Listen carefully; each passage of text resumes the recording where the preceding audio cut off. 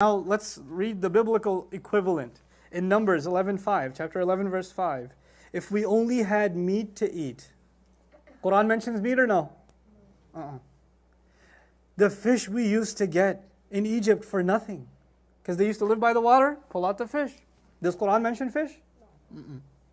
The cucumbers, the melons, the leeks, the onions, the garlic. Does Quran mention these things? It does mention, but it skipped the melons, yeah? So the Quran mentions only a few of the many items the Bible lists. Even here Allah spared them. You asked for 1, 2, 3, 4, 5 things. In the Bible the list is a lot longer. You asked for a lot longer. And as the Banu Israel are listening to the Quran say this, they're like, actually we asked for like 8 more things. He's still saving their dignity. He's still going easy on them. Had Allah wanted, He could have quoted the whole thing. You asked for fish, you asked for meat, you asked for this, you asked for... Oh my God. And then by the way, these items, these food items that they asked for, herbs, cucumbers, garlic, lentil, and onion, these were widely available from the lower to the upper classes of Egyptian society. And these items were used to make royal food, delicious food in Egypt. So you have to understand, when they're asking him for this food, where did the idea for garlic and lentil and onion, and herbs and cucumbers, where did this idea come from? Where did they even learn about these vegetables? They learned about them back in Egypt. Yeah, that's what they learned about these names. And now they're sitting here going, man, I miss that food. Oof. I used to add some serious one, that fatouche on the side, that tabbouleh, Now when they say this is where you have to pause and appreciate something. And then you'll understand the language that's coming. They used to live in Egypt as what? Slaves. Slavery is similar to prison. You can compare slavery to prison.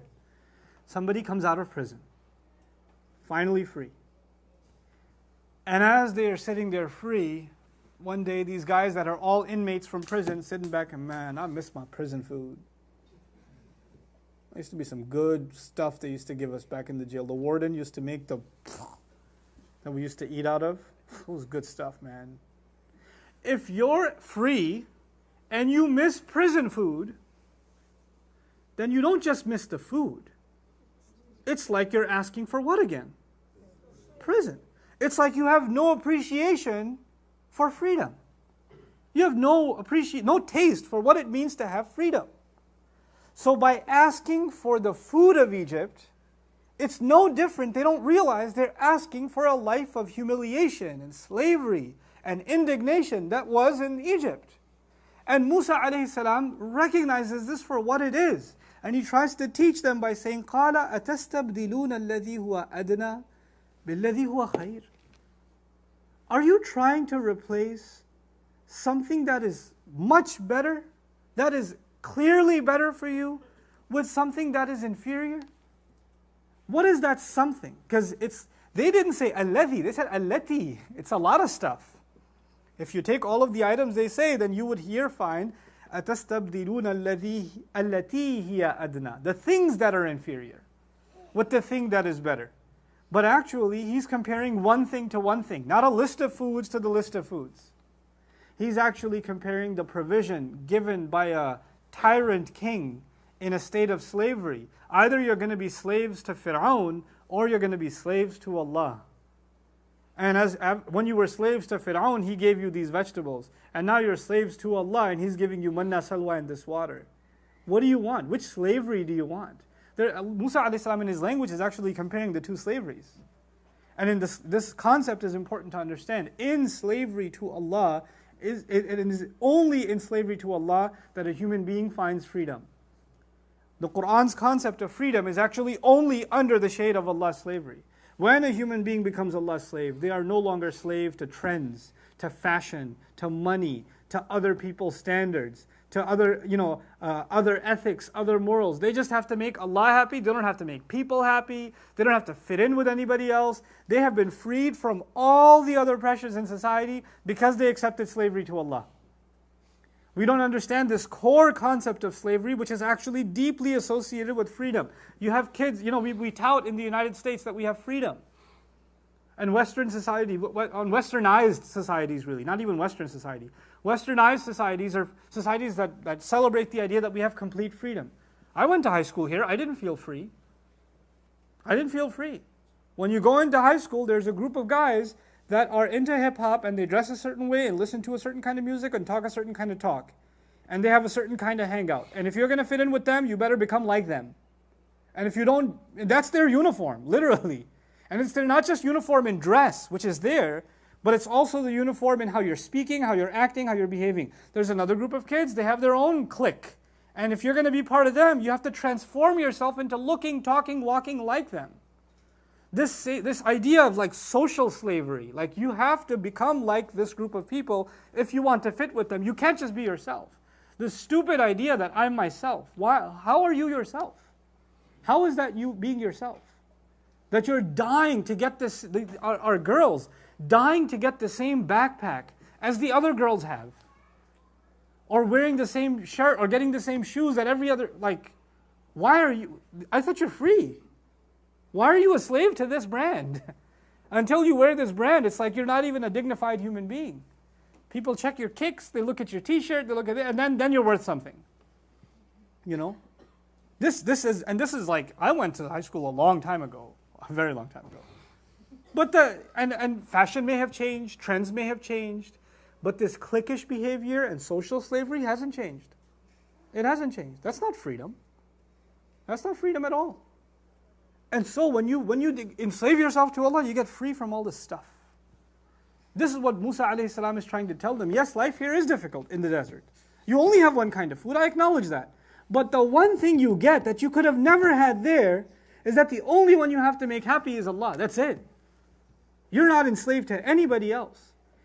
And so, أَتَسْتَبْدِلُونَ الَّذِي هُوَ أَدْنَى بِالَّذِي هُوَ خَيْرٌ. He then says to them one of the most amazing sarcastic phrases in the Quran. Yes, there is sarcasm in the Quran. He says, إِهْبِطُوا مِصْرًا. إِهْبِطُوا مِصْرًا. Translated, go down into any countryside. Go down, descend into any country. Of course, they're in the mountainous region by Sinai, so they're going to descend if they descend. If they move forward, they're going to descend. So إِهْبِطُوا works here. But this is an echo. I explained the concept of echoes to you yesterday.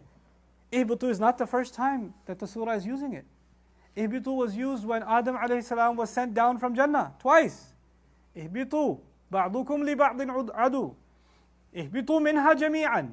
Come down from it all together. When greed came, Allah mentioned hubut.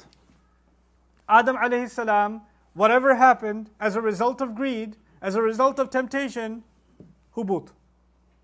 These people are, and by the way, that was also about food, wasn't it? That was about food. There's one food you shouldn't go for. Be happy with what you've got. The same exact test with the Israelites. Here's the food you've got. No, we want what we don't have. We want that. You want that? Fine. Ihbitu. Descend again. Ihbitu. The idea of coming lower, by the way, human beings, there's no lower, there's no low they can't reach. That's why the Quran even uses the phrase along the lines of this imagery, ثُمَّ رَدَدْنَاهُ أَسْفَلَ سَافِلِينَ. Then we reduced him to the lowest of those who go low. You keep on descending and keep on descending. The lesson being taught here through this phrase is that human greed brings people down. It degrades people.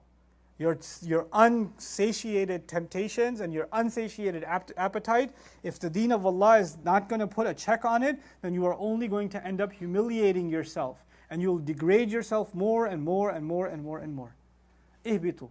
But he didn't just say ihbitu. He said ihbitu misran. Misran has a tanween at the end. You hear the an at the end. This is not ihbitu misra. If you say ihbitu misra and you don't put the tanween, it actually means Egypt. If you say misran, it means countryside.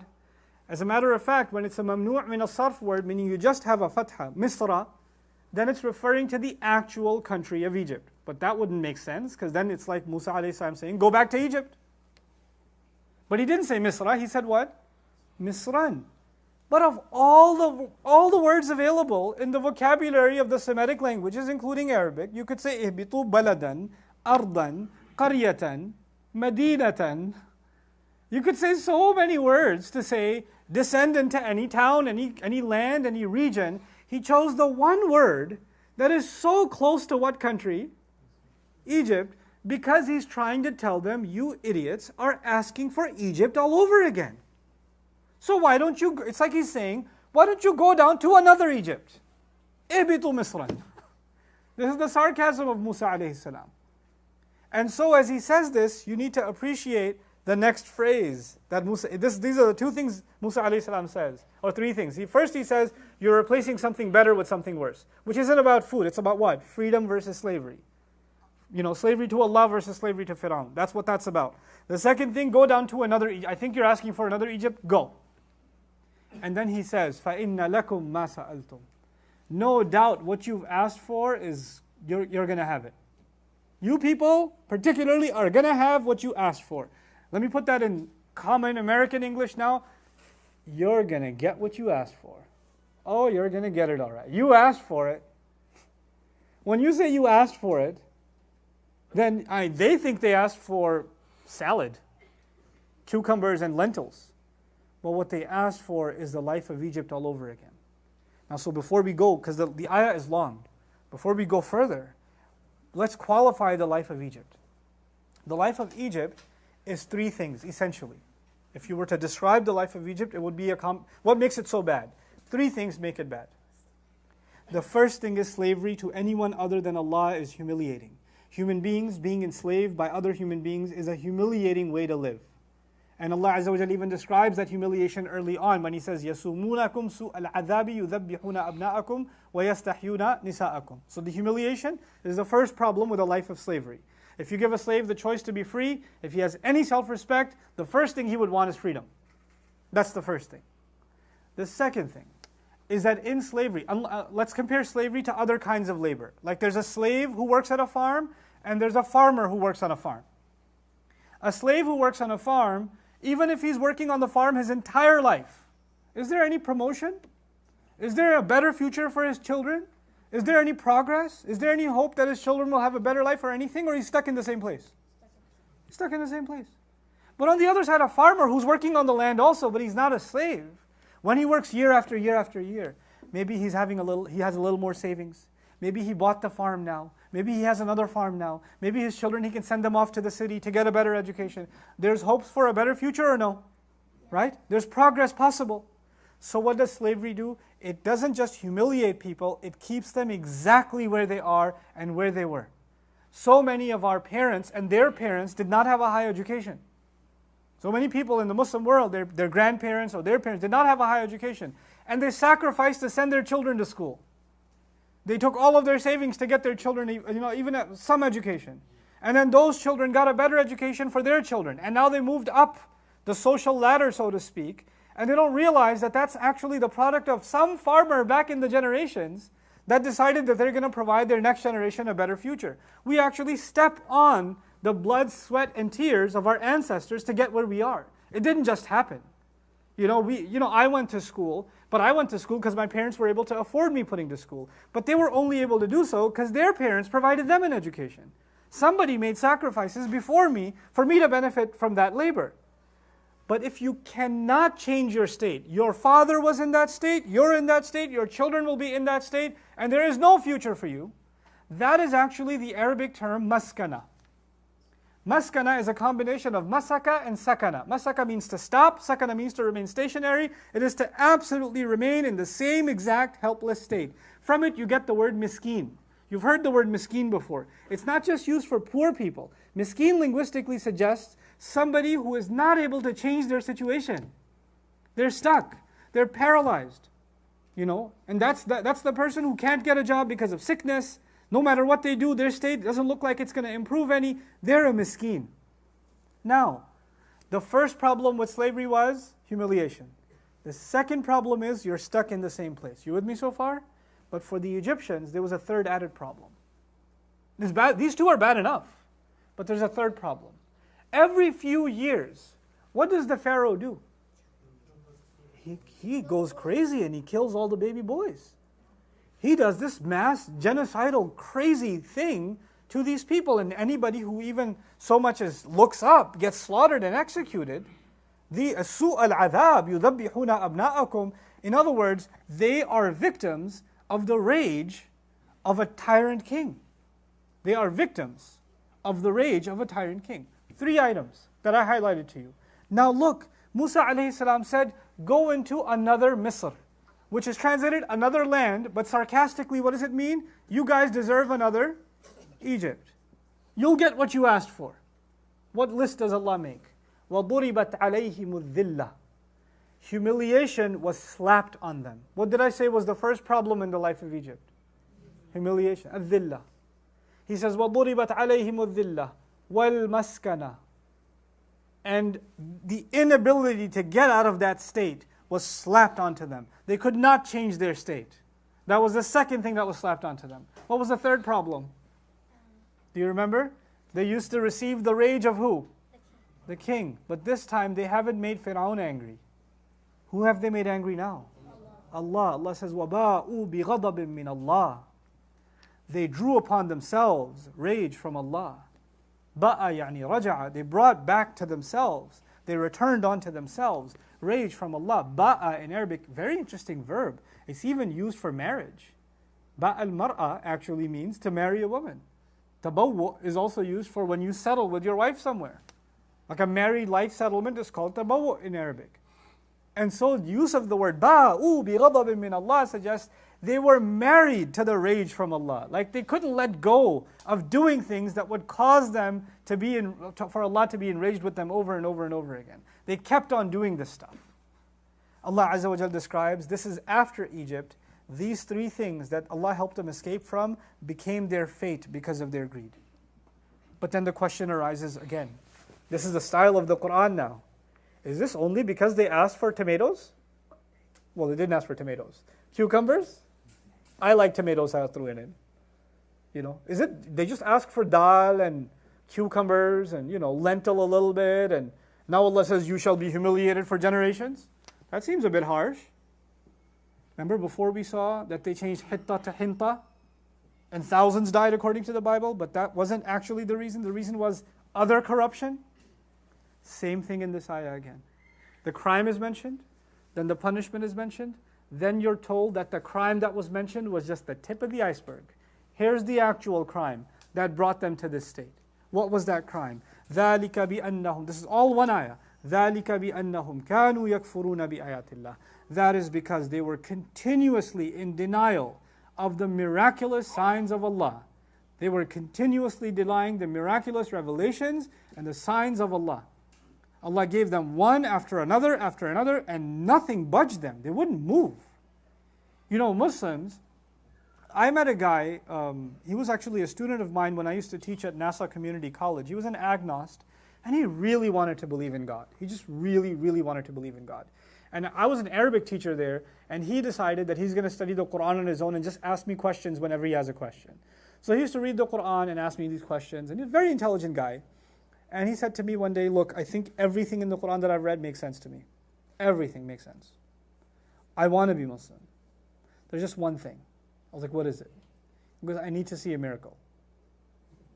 I need to see something from what the Quran calls the unseen. I want to make it seen. Anything. Angel, God, a glimpse of the after, something. Is there anything? I've heard there are exorcisms. Can I see a jinn at least? Can you take me to an exorcism and I could see a jinn, a creature of smokeless fire? I just need to see and I'm ready to believe.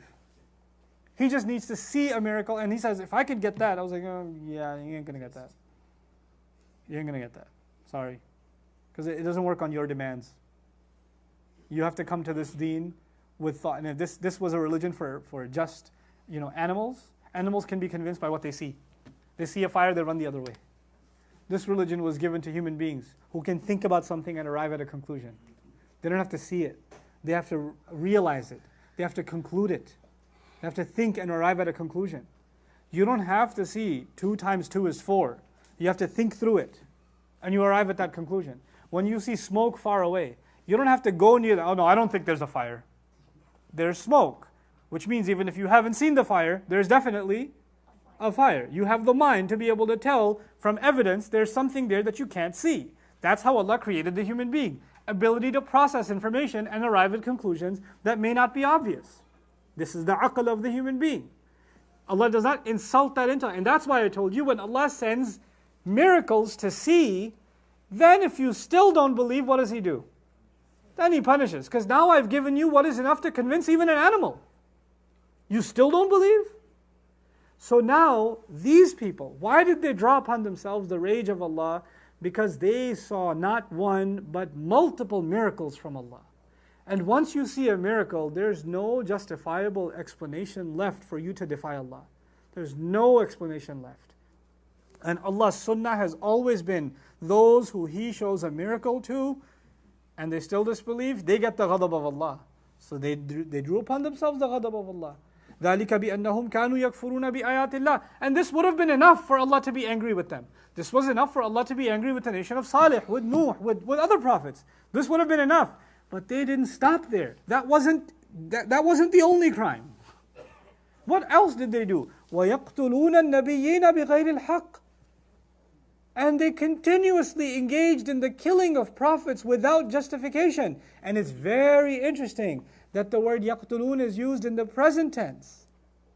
In the present tense. They continued to do so as if to say, they would still do so if they had the chance. Even in the life of Rasulullah sallallahu alaihi wasallam, they're conspiring with the Quraysh to see if we can get this man assassinated somehow. If we can get him killed somehow. وَيَقْتُلُونَ النَّبِيِّينَ بِغَيْرِ الْحَقِّ. Without the justification of doing so. With no rightful justification. And we already saw, who did they almost kill? Musa alayhi salam. That's what their own book says. We're not saying that, that's what their own book says. You know? And so Allah just calls it out and says, why do you think I'm angry at you? You're so innocent. You continuously disregarded the ayat of Allah. You killed prophets without justification. Before I move further, I do want to point the finger at ourselves, because this sounds like we're doing like a lot of Bani Israel bashing. We need to take a step back and bash ourselves a little bit. Rasulullah sallallahu alaihi wasallam says in a famous hadith, "Ulama'u ummati ka anbiya'i Bani Israel." The scholars of my ummah are like the prophets of the Israelites. The scholars of my ummah are like the prophets of the Israelites. Why? Because the prophets of the Israelites did not bring new revelation. They only came to confirm Torah. The only book they had was Torah. And prophets kept coming and they corrupted the teachings of Torah. Scholars came and said, let's go back to Torah. They got killed because the ulama said, the other corrupt ulama, other classes among them said, no. Who is this guy teaching Torah? Who does he think he is? We don't like what he's doing. He's removing our authority. And they would get him killed. They would bash him, humiliate him, discredit him to the point where it was easy to kill them. This is what they did. Does that sound like, the Muslims would never do that with our scholars, right? We would never bash our scholars or humiliate them for speaking out the truth or actually even come after them and try to kill them. And we could never do anything like that. I'm just silly. وَيَقْتُلُونَ النَّبِيِّينَ بِغَيْرِ الْحَقِّ ذَلِكَ بِمَا عَصَى. And by the way, when you do that, when you deny the ayat of Allah and you kill the prophets, or the equivalent of prophets of the Israelites in our time, which is who? In our ummah? Scholars. When you do that, what does Allah do? What does Allah do with the Israelites? What were they hit with? Humiliation, inability to change their condition, and rage from Allah. That's what they got. Look at the ummah today. Just look at it. What does it look like this ummah is receiving? You know? And then you ask why? Why isn't Allah helping? What are you doing to your own? Everybody's willing to blame this government or this Western civilization or that Western. What are we doing to ourselves? What are we doing to ourselves? How many ulama that I know of that were either there was an attempt to kill them, or they were killed. Not by anybody else, by Muslims. By Muslims. Because somebody disagreed with something they said. Somebody didn't like it. They're ready to kill them. Subhanallah. This is what we're guilty of. We can't even point the finger anywhere else. وَيَقْتُلُونَ النَّبِيِّينَ بِغَيْرِ الْحَقِّ ذَلِكَ بِمَا عَصَوْا. All of that. And why did they kill the prophet? So the reason for their humiliation is they did this. Denial of miracles and killing of prophets. But then the question is, why did they deny the miracles? Why did they kill the prophets? That also has a reason. The ayah is so compound. Here's the reason for this. X is the reason for Y. And here's the reason for X also. Here's the reason for why did they deny the prophets, and why did they kill prophets, and why did they deny the miracles. ذَلِكَ بِمَا عَصَوْا. That's because of the disobedience they used to do. They just wanted to disobey. God has very simple commandments. Allah has very simple expectations. I just don't want to do it. I don't want to be brought back to the obedience of Allah. That's it. That's all there is. That's all it is. And that was how far disobedience can take a human being. How far they can go in their animosity. ذَلِكَ بِمَا عَصَوْا وَكَانُوا يَعْتَدُونَ. And they used to continuously cross the limits. And that's the final commentary of Allah on this issue. وَكَانُوا يَعْتَدُونَ. I'tida in Arabic, to cross the boundary. To cross the boundary and to violate, to offend somebody also. They used to continuously cross the boundaries with Allah. What is the Muslim supposed to understand from this? Allah Azza wa Jal has given us a handful of boundaries. تِلْكَ حُدُودُ اللَّهِ فَلَا تَعْتَدُوهَا. Those are the boundaries set by Allah, don't cross them. Don't cross those boundaries. There are some things like لَا تَقْرَبُوا الزِّنَا, don't go near zina.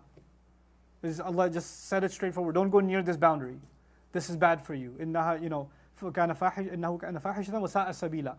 It's a shameless thing and a horrible path to go down. But now the Muslim wants to go near it, and near it, and near it, and near it, and near it.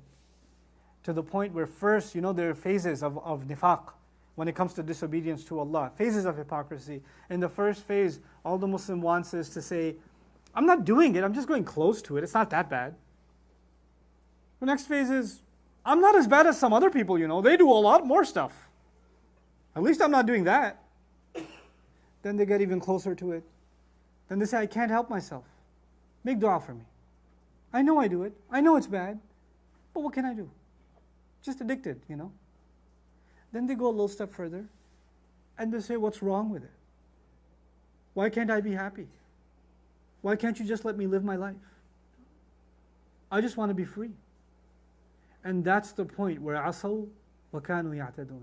When somebody reminds you that it's wrong, you hate them. Because you say, you're trampling over my freedom. You're stepping on my space. Get off. Let me live my life the way I want. That's the mentality described here. Sin happens. Human beings sin. كُلُّ بَنِي آدَمْ خَطَّاؤُونَ. All children of Adam are people who make mistakes over and over and over again. But these people, Allah is not just describing that they're making mistakes. They continuously cross the lines. And in crossing the lines, if anybody gets in their way, even if they're prophets, they're going to get killed. And no matter what evidence you show them, even if it's miracles of God, it's not going to be enough because I want to do what I want to do, man. I don't care about no evidence. I'm just going to do what I'm going to do. You can't stop me. There are some people who say, if you just told people the proper evidence, if you just educated them, even if you just give them the proper dalil, and the haqq was made clear on them, they wouldn't do anything bad anymore. What are you talking about? What? What do you think these guys, they don't know? They're in the company of prophets day in and day out, generation after generation. Nobody knows the truth better than they do. And yet, the ones that teach them the truth most clearly, they're ready to kill them. And if you think that maybe they were confused or there was some wrong justification for which they killed Prophet, Allah adds, بِغَيْرِ الْحَقِّ. There was no imaginable justification for which they killed prophets.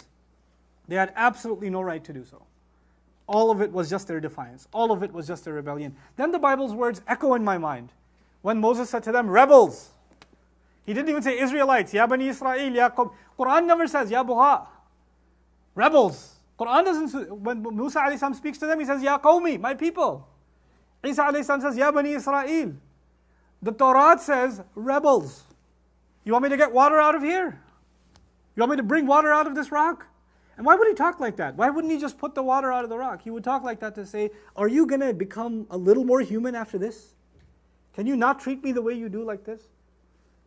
The Torah says they're almost about to stone me. What does the Quran say? لِمَ تُؤْذُونَنِي. Why do you cause me pain? Why do you hurt me? وَقَدْ تَعْلَمُونَ أَنِّي رَسُولُ اللَّهِ إِلَيْكُمْ. You already know I'm Allah's messenger among you. SubhanAllah. I want to leave you with this thought as we read about the accounts of Banu Israel. Rasulullah SAW in several hadith reminded us that this history is actually a study of our own current and our own future. The history of the Israelites, حَدِّثُوا عَنْ بَنِي إِسْرَائِيل وَلَا حَرَجْ. Talk about the Israelites. Speak on their behalf. Speak from their sources. There's no harm. That's what the Prophet said. عليه الصلاة والسلام. حَدِّثُوا عَنْ بَنِي إِسْرَائِيل وَلَا حَرَجْ. Why? لَا يَأْتِيَنَّ عَلَى أُمَّتِي مَا أَتَى عَلَى بَنِي إِسْرَائِيل حَزْبَ النَّعْلِ بِالنَّعْلِ. The same things will happen to you, to my ummah that came upon Bani Israel like a shoe compared to another shoe. Our destinies are intertwined, our histories are intertwined. Their corruptions will become our corruptions. Their diseases are not historical, they are current events. As we study this, please understand, we're not just studying history. We're studying current events. We're studying the state of the ummah. That's actually the approach with which we're supposed to study this text. To study the account of the Israelites. Because it's not an accident that after Allah is going to be done with the account of the Israelites, the next half of the surah is going to be Ya ayyuhal ladhina amanu. Your turn. Now I'll talk to you directly. Now that you know what mistakes to avoid from the past, now let's deal with how you're going to fix your future. May Allah Azza wa Jal make us conscious of this idea and this mentality. Please understand, the Quran is not condemning the Jewish people as a race. Yes, there is actually in the Quran that they, as a nation, will go through trials. But when Allah condemns a nation, that doesn't mean He condemns individuals. A nation's fate and an individual's fate are two different things. They as people, if your neighbor is Jewish, your friend is Jewish, your coworker is Jewish, your fellow college students are Jewish or whatever, the ayah is not talking about that person. Them as a nation, Allah Azza wa Jal dictated their fate in certain things in the course of history. When we get to those, we'll see when that happened and how that happened. It happened actually ala lisani Dawood. It was actually Dawood alayhi salam who lost his temper with them. And that's when he cursed them, he made a dua against them. When a prophet makes dua against you, it's going to hit. That's not even something someone like Allah did, their own messenger did it. Alayhi salam. Right? But that still doesn't condemn them as individuals. That's still not about the people you don't read these ayat and say, I have a friend, he's just like this. No. Actually, who's closer to this? That's the scary part.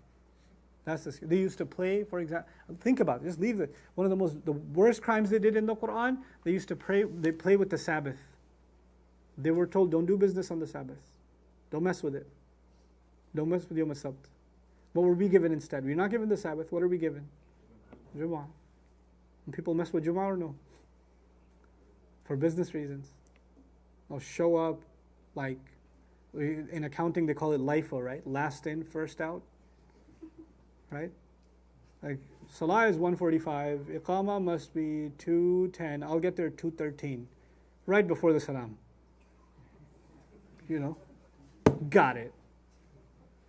Clear. What happened to Fas'a'u ila dhikr? It was playing with the law. Just playing with the law of Allah. Not leaving the store, not leaving the business. Circumventing this beautiful injunction that Allah Azza wa Jal gave us. That keeps up the spirit of the ummah. This prayer. This is what we do. They did it with the Sabbath. We do it with Jumu'ah. And they were asked for 24 hours. We're asked for 45 minutes. That's all we're asked for. Not even that. We can't even uphold that, subhanAllah. May Allah Azza wa Jal make us a people of tawbah and make us realize that this is not a condemnation of them, but rather a condemnation of all those who exhibit this kind of behavior. Allahumma la taj'alna minhum. Barakallahu li wa lakum fil Qur'an al-Hakim wa nafa'ani wa iyyakum bil ayati wal dhikr al-Hakim.